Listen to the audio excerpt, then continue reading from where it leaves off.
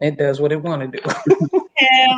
Hello, everyone. You are watching Know Your Rights Policy and Legislation Breakdown Tuesday with me, Christina Laster, and National Parents Union. I'm so excited to be able to be with you guys on Tuesdays and Thursdays and just share information, empower you parents and families, helping you to understand why it's important to know your rights and why to activate them. I hope you're all well. I hope that you're all thriving. Hello to America's beautiful children. We love you. And so, as you can see, I have very special guests.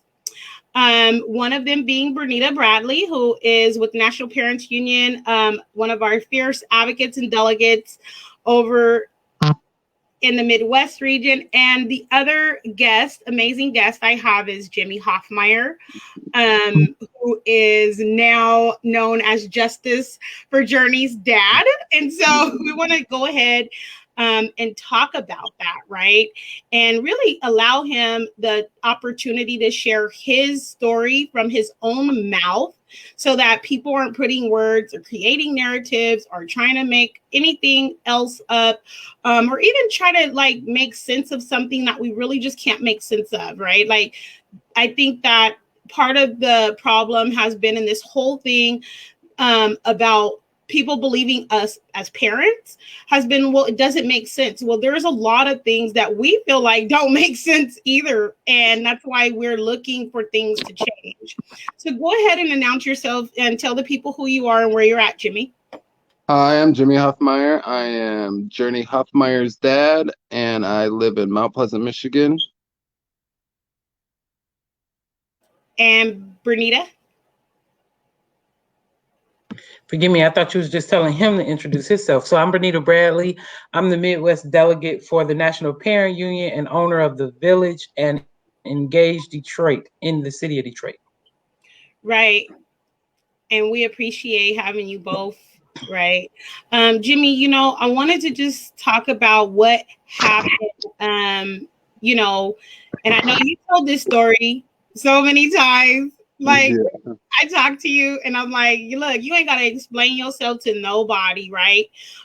This happened to your child and you're advocating and speaking up for your child. And I don't care what nobody says. You weren't seeking anything but a formal apology and recognition of what took place. So talk about that. Well, I mean, where would you like me to begin? The very beginning of the story with the bus, or just straight with the? We talk freely here, brother, so you can talk about whatever you want. Talk about the beginning, how you feel now, what's going on with the girls, you know, what are you feeling? Well, like I said in the beginning, we got our Journey came home that Wednesday with half of her hair cut off, and we were infuriated, but we had found out that it was a child, so we kind of, shrug it off, and we didn't really know what to do. It was just a child incident. Kids do that sometimes. So I took her to the salon like any parent would to, give her a nice little haircut. It actually kind of looks like Bernita's right now because half of it was short and the other half was long, just like what you have. It was just a little bit longer. Just to come Friday and the teacher chops the other half off and still get no answer. That's my biggest problem right now, is there's no answer to why this happened. They say she may have done it on the kindness of her heart or whatever, but it's still not giving me an answer of why you did this to my child without asking me. I don't understand. Maybe you thought I've never done anything to give them a assumption that I'm not there for my kids. I've always been to every luncheon, which is that's where you go into school and eat lunch with your kids during the day. I've been to every science night, math night, so I don't get why they assume that they couldn't call me, or that they felt that I wouldn't make the right decision, or who is it even their decision to make that or say that I don't have or don't give a proper decision for my kids, I guess I should say. It just makes no sense to me. Makes no sense. We're with you, brother. It doesn't make any sense to us either, right? And so it's like you didn't find out that your child's hair was even cut at school until she came home that day, right? It's like, how do you not get permission from the parent, first of all, to touch our children, to get that close to our children? But you are an educator or a paraprofessional, not a licensed beautician, not a licensed cosmetologist, and shouldn't be making judgment calls about someone's hair anyway. The children go to learn, they go to school to learn. That's what education is supposed to be, a learning environment, not a beauty salon, right? So that is just astounding to me. And then, you know, you reached out, and what was were people remorseful? I have the answer, but our people probably want to know exactly how that happened. No, they weren't at all. The principal said that she was sorry that she wasn't there, and if she was there present at the school at the time, that it wouldn't have happened. But who's to say that? How would she know that? You know, I don't get that part. But and the superintendent, she was the most unconcerned of all. It was more like I was talking to a robot recording, you know. I'm so sorry, you know, what can we do to make this go away? Have the teacher send I'm sorry card. Would you be okay with that? And then that's when I got frustrated to the point where I just didn't even want to speak to her no more. Just the tone in her voice didn't even sound concerned at all. So if you're not concerned about my child, what am I even doing talking to you? You know, so that's why I left it at that. And to bring up another thing, all these accusations about bullying, and that was that my child was being bullied, and this is why the teacher was trying to help.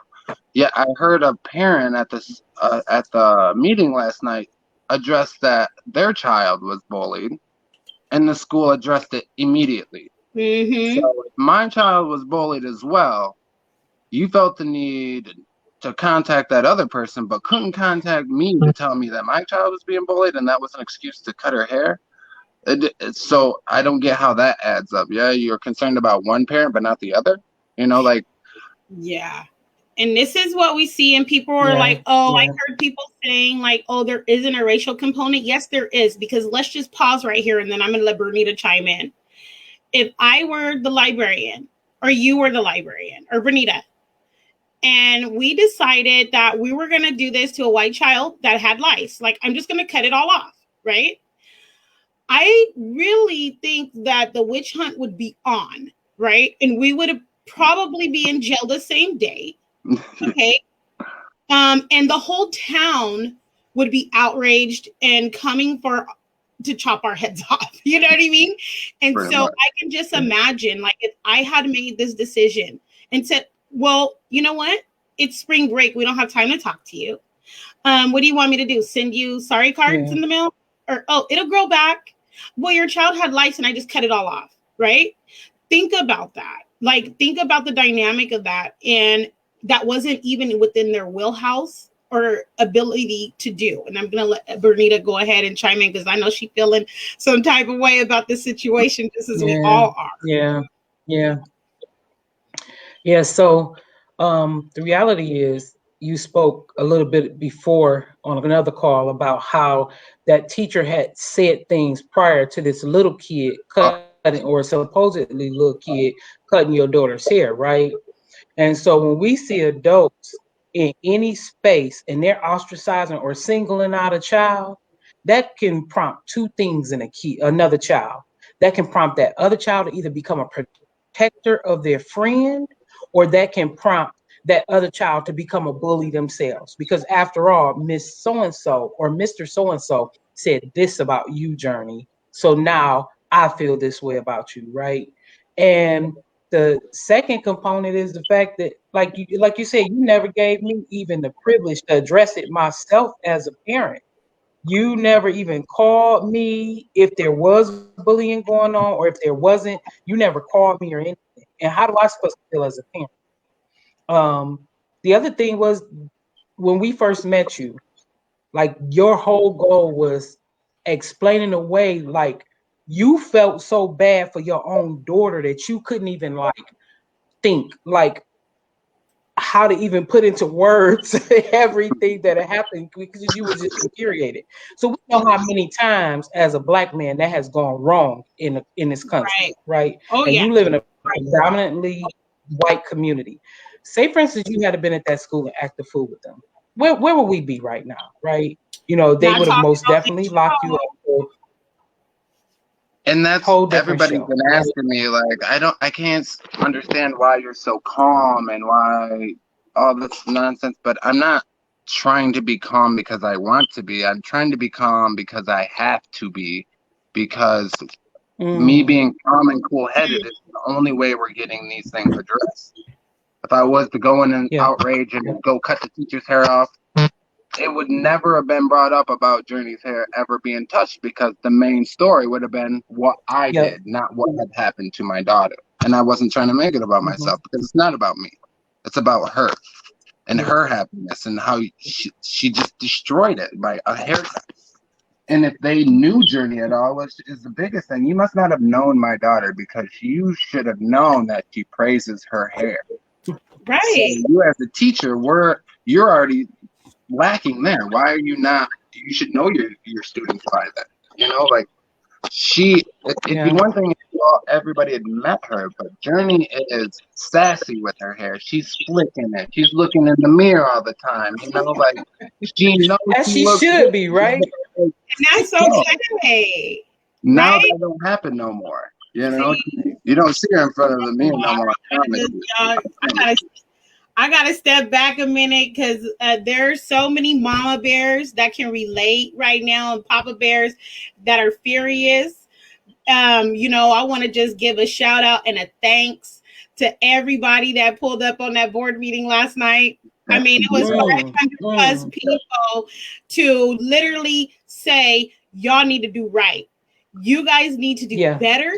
This was not something you could excuse away. And they tried to, in the beginning, say, oh, well, the media has it wrong. Well, then prove that you guys have it right and we have it wrong, because I'm sitting right here with you, Jimmy, and I don't see them sitting with you. And as a matter of fact, They've never Yeah. sat with. thank you. And they, Never, not one time. And yes, and and that's this, that's the bare minimum they could have done, right? Is bring you now. Say for instance, Journey had have done something they consider insubordinate, as they always label our kids. Oh, they'd be sitting with you trying to get you to understand why they're making stuff punitive for Journey, and why they're putting Journey on this write up plan for 2 weeks, and Journey's going to have to Oh, do this. But when it there comes was down an to this incident. teacher, Journey, they're saying nothing. they made it okay to call me because Journey had seen they have like a point system at school. You know, so with this point Hmm. system, if they get so many points, they could get a little toy or something like in a surprise box. Well, Journey thought at the end of the day that she would just sneak one of those little toys. And they were so mad about Mm, how Journey stole this toy, and we need to have a talk with her. So when my daughter's bad, you can call me. But when quote something bad unquote happens bad, to me, quote unquote bad, because I and tell yeah, you, quote you're not unquote. doing But nothing that a normal child her age, socially, yeah, emotionally, developmentally would do. Quote unquote bad, right? yeah, said. because it wasn't even serious. She didn't leave the school with it. You know, we had a talk with her. But anyways, you go from. But when something bad happens to my daughter, oh, you can just take it upon yourself. Like, we'll just fix this for her. You know, like makes no Yeah, sense to me. No sense at all. How their course of yeah. action and how they feel. Some people are more important than others. That's how I take it. You know, and then maybe it's not what they're trying to do, but that's how, as a parent, I'm taking it, is that I'm not that important, being that I heard other stories that you address issues right away. What makes me any different? And Ooh. then I think the fact that the superintendent didn't even show up at the board meeting last night, knowing that this was about to be an all call out for her, right? Like did not even show up to that board meeting last night to even face people who was gonna say stuff to her. That Because that she in and knows of she's gonna itself run. is That's the like, only thing. wow. Like, Yeah, say how do that you feel again. about that? How do you feel about that? Let's talk about that, right? Because we've even issued demands and statements, um, and haven't gotten any response. So I can only imagine, and that's really why you reached out for help ultimately, because you weren't getting any response. And so we started to really help by advocating with you and for you, and we haven't gotten a response either. And so let's talk about how do you feel about not still to this day receiving any type of formal response, apology, public apology, nothing. I feel that obviously I'm in the right and they're in the wrong. You only hide when you do something wrong. That's human nature. You don't not explain yourself if you know that you did nothing wrong. You try to point the finger, blame other people for their mishaps or something. You don't just hide if you did something wrong. I don't care who the person is. So I just feel like they're just hiding something, trying to hope that I'll eventually just give up because they're just gonna keep ignoring me until then. Like last night, I felt like they were muting me every time I spoke. I swear, the mute button I'd unclick it and then it would automatically go back on, right immediately. Like So this is the thing. That's what I was telling Christina, because when they called me, I kept unmuting and then it would say mute. And I unmute and it would mute, then unmute. And so I was like, really? Like, what's going on? And Christina's like, they're calling you. And I'm like, but I can't unmute. Right. And then when I saw it happening to you, and then I saw it happening to a couple of other people, I was wondering, like, okay, what's going on with their system? So calling you, Christina texted me, was like, Bernita, get him on the phone and make sure he stays on the three-way with you so that when your time comes up, he's able to talk, right? And even then when you spoke, there was no apology. None. You would think of anybody they would have said, just even I'm sorry, Miss Hoffmeyer. Simple as that. From the board, we're sorry. We'll address it. They didn't even acknowledge that they're going to even address it. You know, like they put it on the back burner like they do any other case that they don't want to deal with or they feel they don't have to deal with, it seems like. So I wanted to bring up this statement and I want to talk about that, right? Like we are asking for them to formally address, and everybody that has seen the pictures, and I'm trying to get my life right with the computer, y'all. I'm sorry. You guys know how I deal with this technology stuff. So, you know, we asked right here, we're demanding answers and we still are. It has not changed. We still are checking for what had took place, a formal apology, right? 7-year-old Journey right here. You see her countenance changed. This child is forever changed by that act of even if it's negligence, they're still liable, right? Even if it was whatever they want to come up with, you're the parent and you did not give them permission to do that. And so they need to come to a reckoning with themselves. And I heard a lot of people say that, like, you guys need to reckon with what you did and move forward because the whole country is watching this. You can't sweep it under the rug. Country. The whole world is watching, right? Because we had people from Australia. Yeah, I've had people messaging me from Germany, from Amsterdam to Australia to Canada, like everywhere. It's just amazing how supportive people can be. Because trust me, my growing up, I didn't have this kind of support. So to see people unite like they did last night, swear it brought tears to my eyes. Whoever wrote that poem about my daughter, yes, that was so amazing. And I want that because that was the sweetest poem I've ever heard in my life. We'll try to get that poem for you. So can you talk about how and you don't just have one daughter. I just want to be very clear to everybody that Journey is one of Jimmy's daughters, right? And so you have other daughters in the house. And I am just like excited when I see them. They're so adorable. Like they're just the most precious children. And so talk about what they're experiencing right now. Well, and I'm really laughing because we've already talked about this. So my youngest one, you know, she's only 4. She don't really see it, but my oldest daughter in the house, Malaya, she is taking it kind of hard just because of all the attention that's brought to her sister. You know, her sister is getting all these compliments and gifts from people, and she just feels left out. And I mean, I understand her. You know, she's not used to just one person getting something. Even, like I said, birthdays are even the same. You know, the kid might get child with the birthday might get more presents, but I still individually give the other two something so they don't feel left out.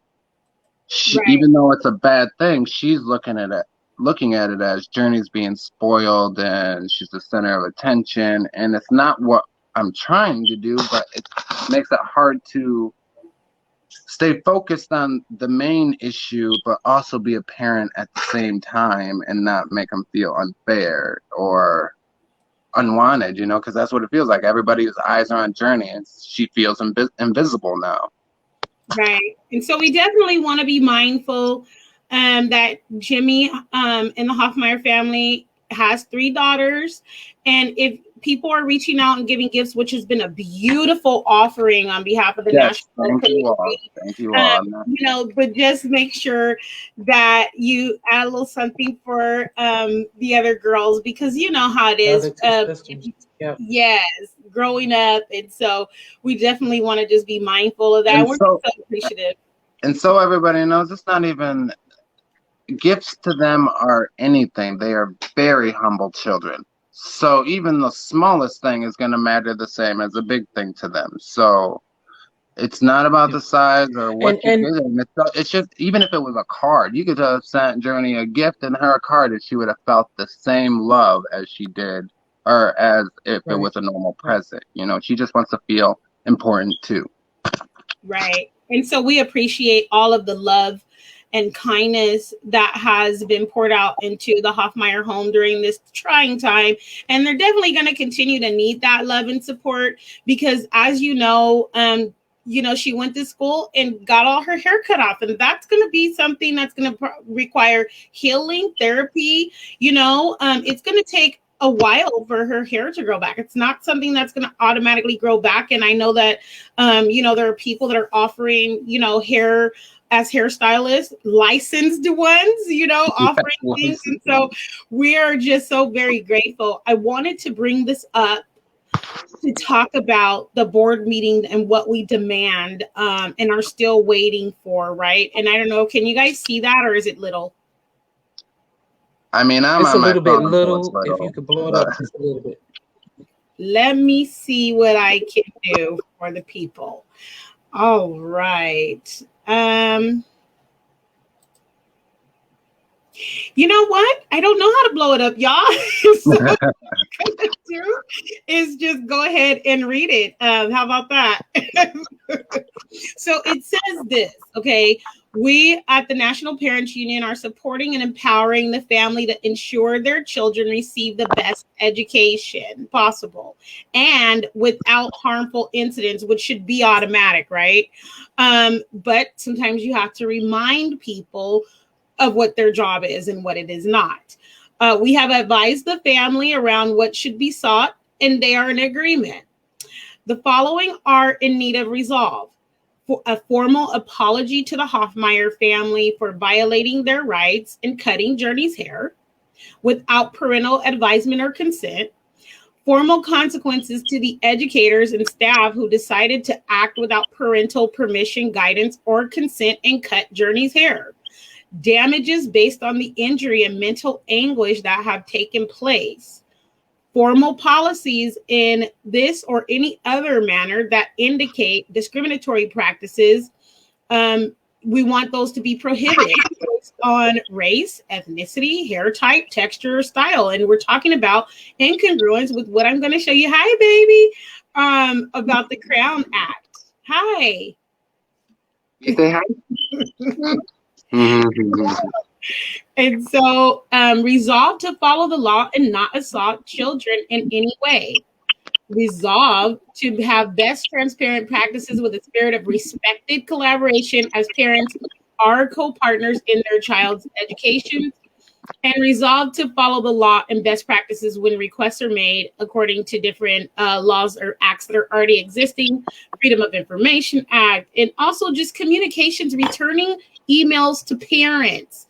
Why do we have to talk about formally asking the board to resolve to do these things when they should already be existing within their rules, guidelines, and policies, right?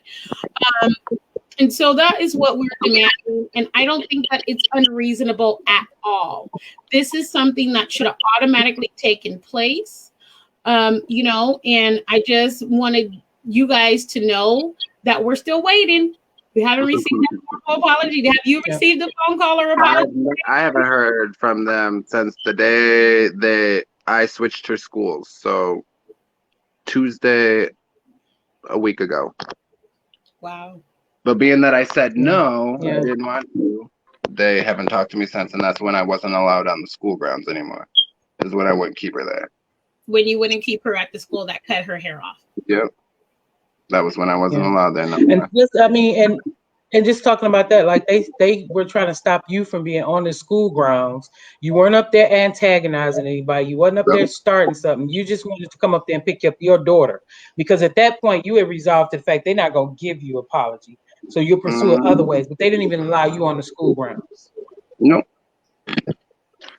And they made sure that I didn't have to call them for that to happen too. They had the other principal tell me that I need to make sure to get other stuff, and then made me sound like I couldn't afford it, because they were like, being that I know it's hard times, how do they say, being that I know it's hard times, if you can't financially get the utensils that your daughter needs, that we will supply them for you. Like, for one, I didn't say I couldn't afford it. So you're just judging me and assume that I'm just some poor guy that can afford things. I don't know what it is, or why they had to say that way, but that's what happened. And I was like, no, I'll take care of it. But I don't get why. And really, there was just like a pair of shoes that was still, because it just got over winter, so like her changeover shoes were still there for like gym and stuff, or for going outside, and then like utensils and stuff. So they made a big deal over a little bit.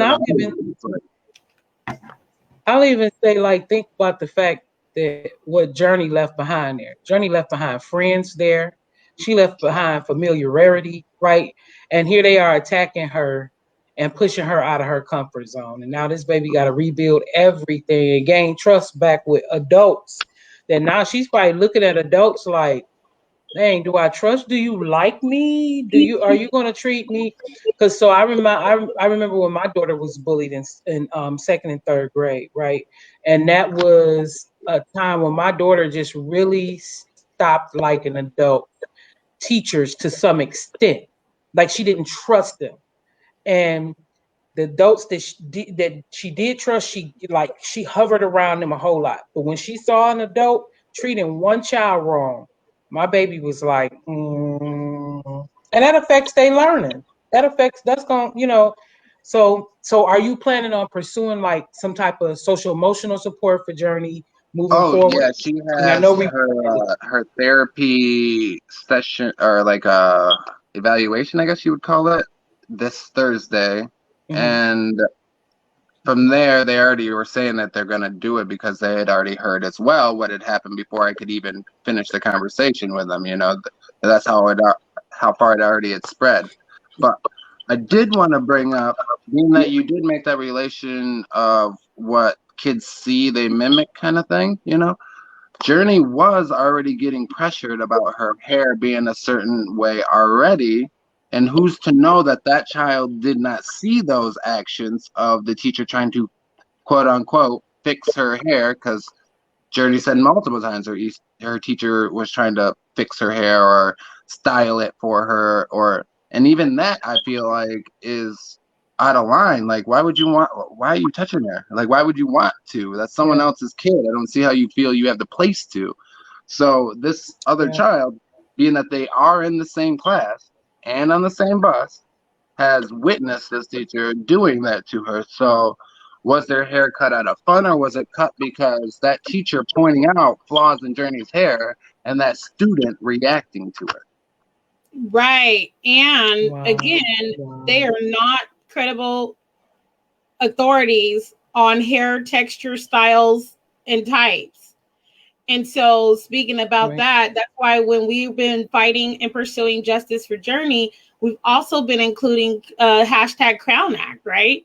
Yeah. And so for those of you that don't know much about the Crown Act, I'm going to briefly share, and I'm going to put it in the chat so that you can understand what that means for us. What that means for us as people of color, right? And so can you guys see that? Yep, I did it, y'all. Okay, so we want to look at this since it is Know Your Rights Tuesday. And we see right here that at the federal level, the Crown Act would ban discrimination, hair discrimination. We know based on what happened with Journey that is totally and absolutely necessary. No one should be punished for what naturally grows out of their body, and that is a part of their DNA, genetic, right? Like, you should not be punished. And you're basically saying when you discriminate against someone's hairstyle, texture, that you're just discriminating against who they are, who they identify as, who they were born to be, right? And so we want these things to stop and cease immediately. I remember when I had my afro, people would walk up and pat me on the afro. Like, wait a minute.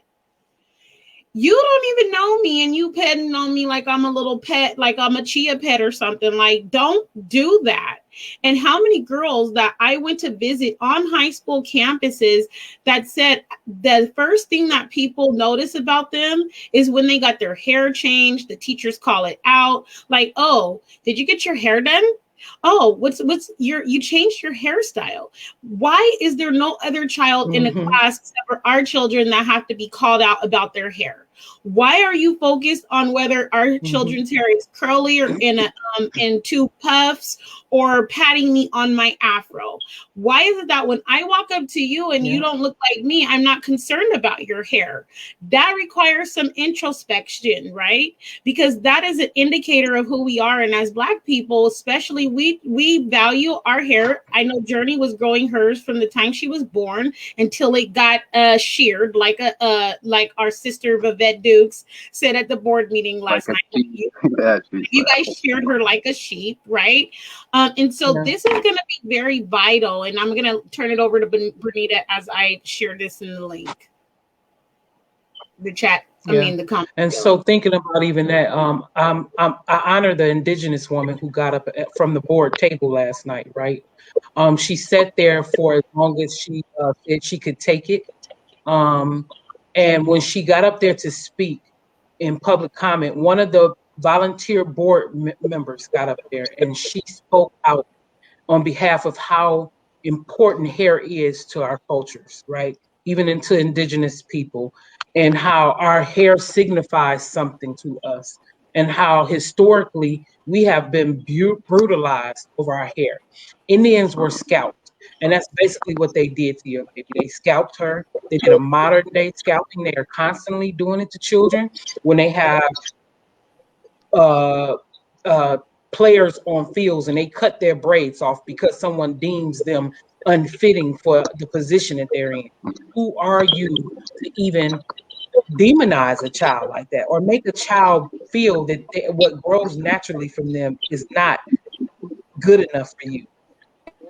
And so that Indigenous woman spoke, and her takeaway from that was that this board needs to do the right thing. And she acknowledged that she's even friends with the lady who did the cutting, right? And she's never thought of her to do something like that or to harm a child. But the fact is, the child was harmed, and that this board needs to handle this properly. And she walked away from there because she felt, this is not my place to stay because this is y'all mess to clean up. I think during this, we're going to expose more and more difficulties from that district, because we've had several people to acknowledge that, even on the call last night, how they were treated unfair. Even though we had a few people who said, well, my child was bullied. Well, that signifies that you do know how to do it, right? You do know how to handle proper protocol. Why didn't you do it in this case, right? And so bottom line, we're calling for them to do the right thing.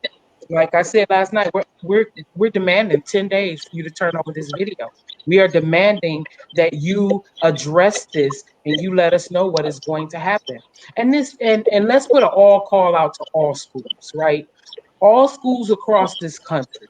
We want you to know that what happened last night and what's been happening is historical because you're seeing parents and community members show up for kids in a way they never have. And people are tired of you messing with our babies. People are tired of you messing with Journeys and the Victorias and the Nayas. People are mad and they are coming for you. We are coming for you if you keep Yep. messing with children, right? Or if you mess with them. And so I'm honored to even walk this journey with you, Mr. Hoffmeyer. Um, I'm not perfect at it, right? But that's why we got a crew You're right. to make up for the areas that I'm not perfect in. Christina's not perfect in. And thank you. You know, as a man who is standing up and saying this does not need to happen. I can't wait to see where you're gonna be 5 years from now because I guarantee you're gonna be leading one of these charges yourself. We go. I just told him like, you guys have a national family now, and I'm gonna have to come visit my nieces because she got a whole bunch of aunties, and you know. But I wanted to talk Right. a little bit about that, right? Just how we have this common collective love and over our children, and people are really coming to that and saying, yes, this is what needs to happen. We need to protect children, right? And we need to make sure that they are getting what they deserve and what they need instead of being harmed. And so we're so appreciative of that. I do want to just make it very clear that retaliation is illegal. Okay. Breaking the law means that if you're discriminating, there's federal laws that protect people from discrimination. That means that if you're treating everyone else a certain way, and then the Hoffmeyer family gets treated a different way and then retaliated against for advocating on best behalf of their children, you're breaking the law. Okay. Just know that. And there is enough evidence to show that the law has been broken here. And so we will be pursuing justice. I talked to your daughter, and you can say her name if you want, but I don't want to reveal it unless you don't. I talked to your daughter on Saturday, and she said, Auntie Christina, they set me in the corner at school. I'm bringing it up, y'all. That needs to stop. Okay. I talked to the children and I believe them. And so should you. Right. She said that she's always in trouble for doing the same thing that all of the other children, even to the point of sitting this baby in the corner to watch the other children do the same thing she's sitting in the corner for. So you want to talk about that for a minute, because I am saying cease and desist. Talking straight to Mount Pleasant Public School. Cease and desist, exclusionary, harsh punishment practices immediately. We will pursue you on that too. That baby, and she didn't even know you were going to be talking about it. Like, it's not like I was like, hey, Malia, come talk to Anthony real quick. She just started talking as soon as you started asking questions. So I let her, be involved. It's not like I was coaching her. So you could clearly see it was her speaking from her own affections about how the teachers are treating her, and that's not even the same school. It's just the same school district. Right. And they need to stop. And that was why everybody came through and said, we know you guys have problems and you need to fix them.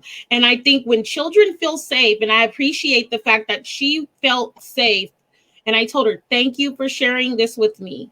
I'm going to do something about it. When children feel safe, you will get the information that, that they want to share with you.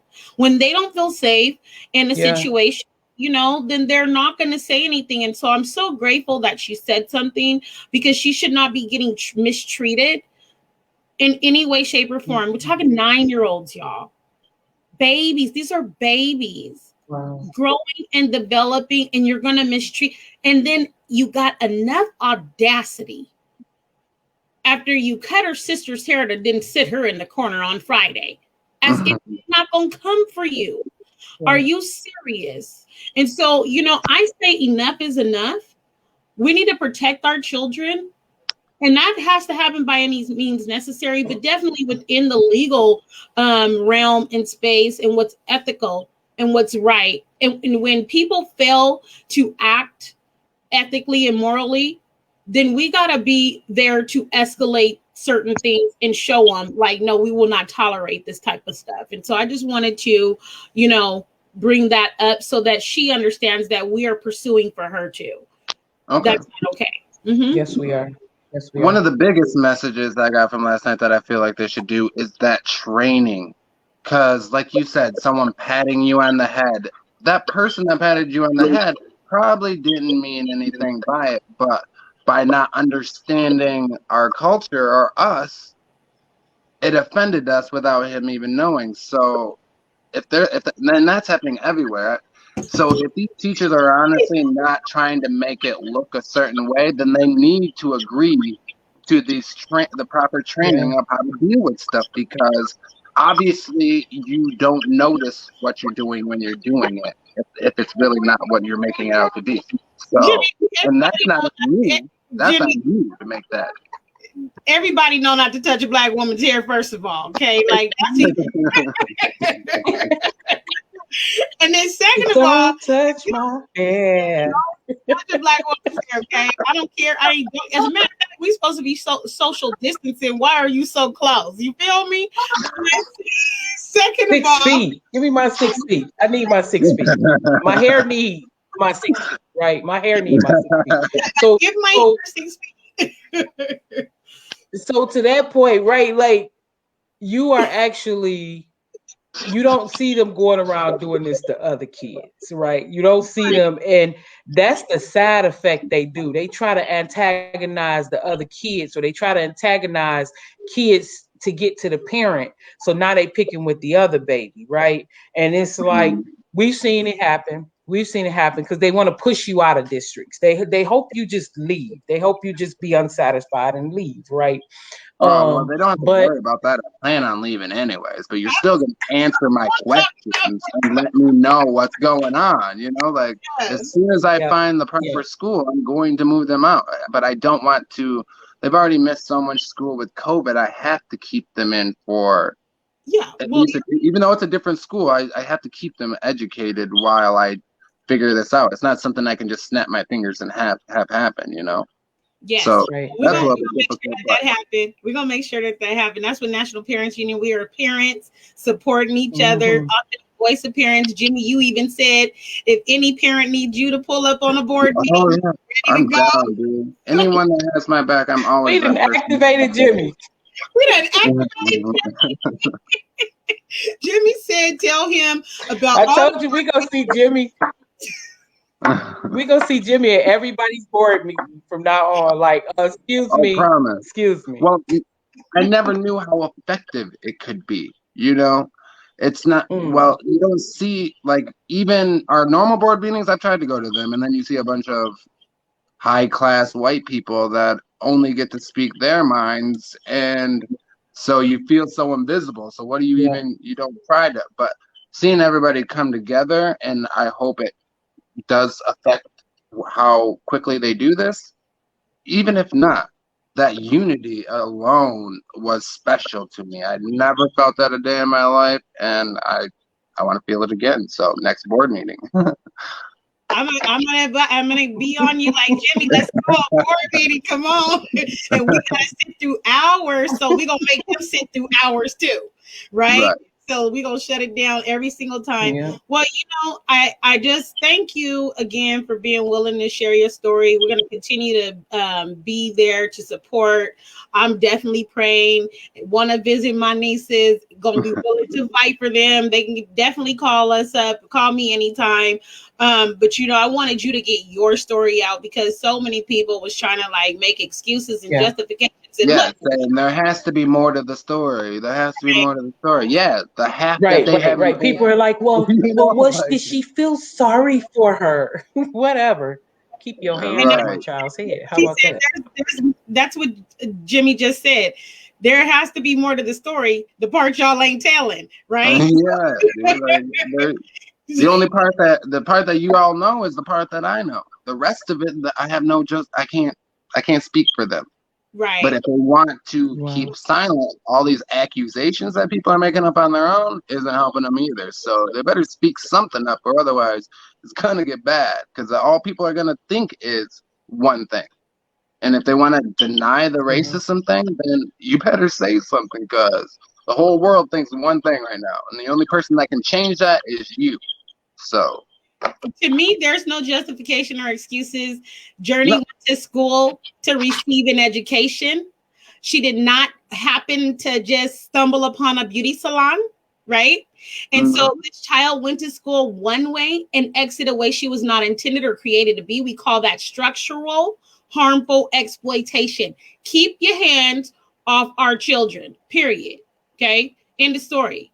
And so you want to touch somebody here, go around the corner, touch your mama hair after school. I don't know, something, you know. So, I'm sorry, guys. I'm half hood and half holy. Y'all pray with me, don't play with me. I keep saying it. And so we just gonna continue to uplift the Hoffmeyer family.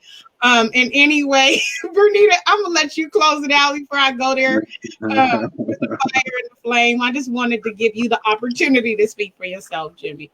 Oh, thank you, by the way. Thank you. All of you.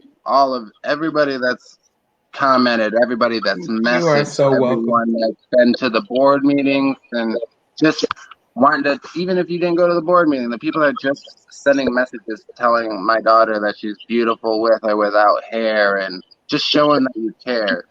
Thank you all, because without you guys, I would probably still be waiting, and I probably wouldn't even had nothing.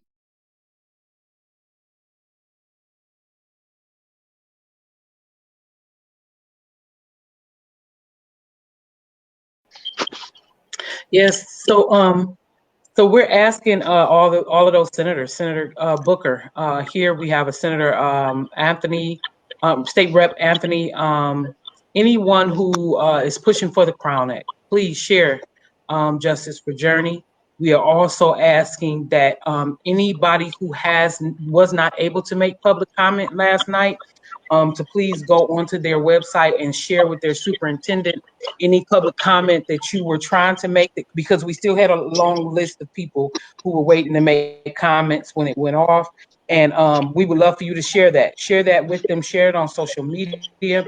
Young people, I say commend every last one of you, because we heard so many young people on those calls who were basically stating, I could have been Journey, or I was Journey before, right? And so we commend you for stepping up. And we thank you. Join us at the next board meeting, which I think is May 5th. Follow Jimmy. We'll be posting those dates. We will be there in person and on Zoom. So please join us, and we'll keep you updated. Right. And so anyone that has any questions or concerns about this entire situation can reach out to me. My information has been streaming at the bottom of the chat. As you probably know, a lot of people have been trying to reach out to Jimmy, and he's there taking care of his lovely daughters. So, if you could reach out to me, and we'll definitely connect with regards to any questions or concerns. I put in the comment field right now. If you were not able, like Bernita said, if you weren't able to make that public comment, here is the superintendent's office. We would be delighted for you to send an email and add that to the board meeting and ask for that formal resolution about what they're going to do. And so this show goes out nationally, and you don't have to live in the area to make a comment about what's right. Matter of fact, the Civil Rights Act, anti-discriminatory practices, Title I, stuff like that, and the Elementary and Secondary Education Act, reauthorized as ESSA, go back to old episodes to look at that, have civil rights protections and anti-discriminatory language in them, and that those are federal. Go ahead and pull up. We got the emails right here, and we will be delighted for you to do that. Again, if you want to reach out to me, Christina at mpunion.org. Thank you so much. I will talk to you soon, Jimmy. Have a wonderful day, and tell the babies we said hello. All right. You guys have a good day as well. You have been watching Know Your Rights with me, Christina Laster, and National Parents Union. I hope that you all stay well. I hope that you all thrive. Goodbye to America's beautiful children. We love you as always, and I will see you again next time with Managing Day to Day on Thursdays. There's shows that air throughout the day on our National Parents Union Facebook page. You're sure to find something, empowering, invigorating to help you advocate and activate, right, as parents and as community leaders. So definitely go and check out those offerings. We want to make sure that you have everything that you need to be successful and that your children thrive. Goodbye. We'll see you again.